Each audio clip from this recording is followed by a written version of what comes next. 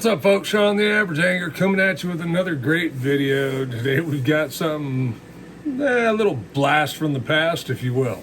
If you like this kind of content, hit that subscribe button down below. Join the Average Angler community where we bring you videos almost daily. Thanks for taking the time to watch. So today we are going to talk about, just like I said, a blast from the past, right? We're going to talk about classic baits for the fall, summer to fall transition time. These are all baits that coming up in all the years that I've been tournament fishing, when we had TOCs, I'm looking back at baits that actually won those tournaments. Maybe they didn't catch the most fish, but they were involved in the winning bags of catching the biggest fish. So if you're wanting to catch bigger fish this time of year, and look, most of the time these baits, when they're catching bigger fish, they're typically going to get bit quite a bit and catch other fish also.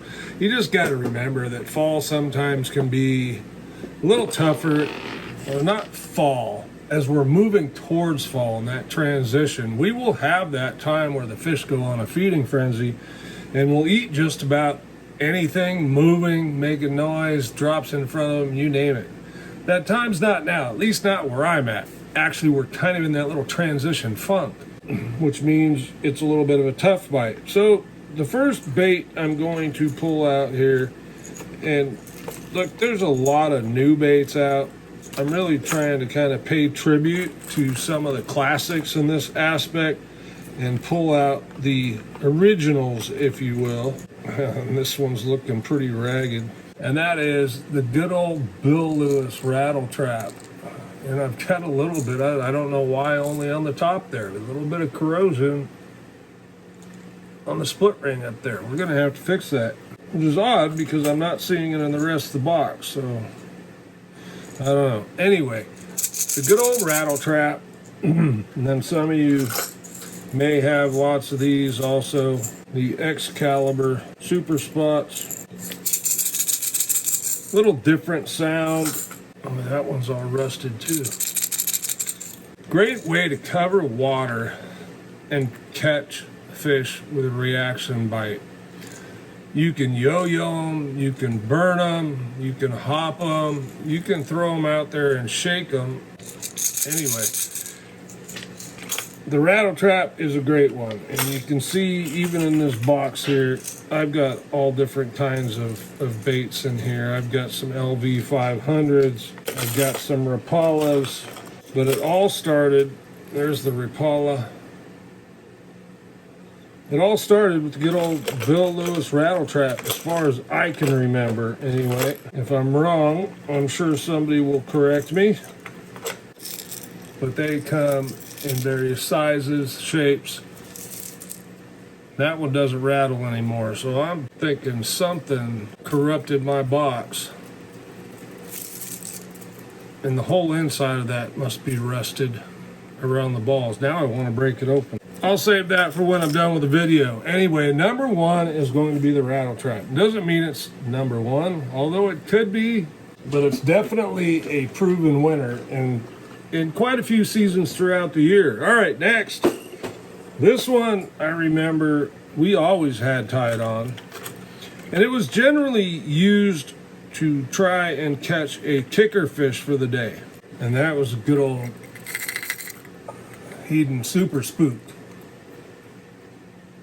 And this color right here was fantastic. Now, if I was tournament fishing, I'd change that hook out. I'd change all these hooks out, but I'd put a feathered treble on the back, much like this Super Spook Junior here. But this is the original way that I can think of that we chased pelagic fish way out over deeper water, was with a Super Spook. And of course, lots of baits have come since then, and the Vixen, the Tickle Kick Knocker, the Shower Blow, Berkeley Cane Walker. It's all kinds of different walking baits now, but the walking bait has a way of pulling fish up to the top, and a lot of times it will get your bigger fish. This is why we used it back then, to try and get one or two good bites first thing in the morning on a Super Spook. And a lot of times it was your kicker fish. Like I said, it just has something to do with pulling power. And now in the day and age of glide baits, we all know or are learning that bigger baits just have pulling power and will draw fish in.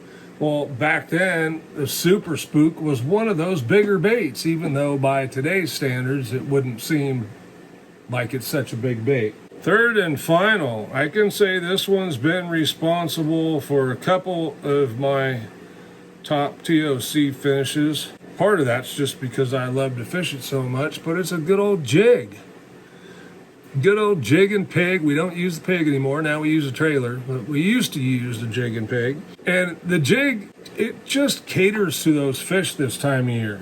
When we get our cool-offs, the water hits a certain temperature, the bait will tend to move out and go to deeper water. Well, some of our fish are moodier than others, and when they get that first sense of that cold snap or colder weather, they're like, I'm out of here. Once that happens, for me, I always try to say it's the first ice of the year.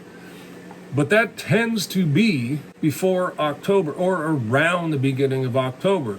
We're not talking about snow. We're talking about, hey, it got cold last night and everything took off to deeper water. Well, they don't tend to come back because they know it's winter's coming.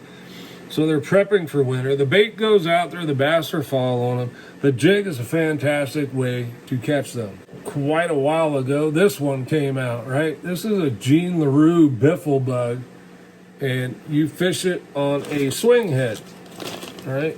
A swing head. Very much jig-like. And this is actually how I found this technique. One TOC, we were really struggling, having a good, tough time in practice. We weren't even sure if we were going to catch a limit. And I started throwing the Jean LaRue biffle bug on a swing head in a community hole. It's not really a hole, it's a community area. And I sat in this community area that got absolutely hammered and was able to catch a limit. A 25-pound limit, I might add, all on the Jean LaRue biffle bug. Now, the bite wasn't wide open by any means. We had to be very patient, make repeated casts, work that thing out to deeper water. But over the course of the day, we were able to put together a really good bag on that jig. It's a jig for the most part, right? It's a crawdad imitator on a jig head. It just happens to be a swing head. Well, the same can be said for the jig, standard football jig, or whatever kind of jig you use. Just depends, for me, the depth I'm fishing. And since we're talking about when those fish move out to deeper water, I go with the football head. Now, for some of you, maybe 8-10 feet deeper water. Well, if that was the case, I'd probably go to an Arky jig, but I really like the football head, and I'm fishing down to depths, even on Clear Lake, of 30 plus feet. Orville, down to 50, 60 feet. It just depends on where you're at, and deep is deep. But the football head tends to come through rocks really well and give you that option when you bump into a rock that you can make it move back and forth like this. And if any of you watched my video from yesterday, I'm snapping the tip of my rod. Now, I use the word snapping, but I want to be clear. I'm not snapping it hard. I'm snapping it to try and make that thing crawl up a rock and stay out of cracks.